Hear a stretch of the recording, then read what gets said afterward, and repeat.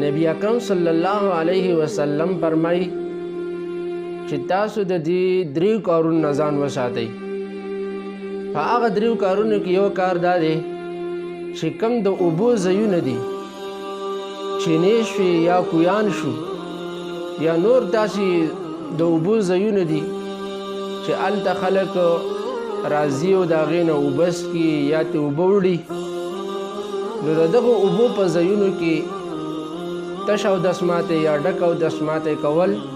د دې کار نه موږ نبي علیه السلام منع کړي وو. او دویم عمل هغه چې کوم عوامي لاره ده چې په هغه لاره باندې خلک ځي راځي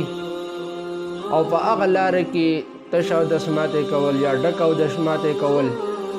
د دې قسم عمل نه مونږ هم نبی علیه السلام منع کړي وو. او دریم عمل هغه چې کوم د ونې سایه ده یا نور څیزونه دي چې د هغې کومه سایه پیدا کیږي، په هغه سایه کې یو سړی هغه کیني او خپله ستړیوالی هغه ختم کړي، نو په دغه سایه ځایونو کې هم که یو سړی تش اودسماتې کوي یا ډک اودسماتې کوي، د دې درې قسمه کارونو نه موږ نبي علیه صلات وسلام منع کړي وو. او دا ډېر انتهایی آسان کارونه دي،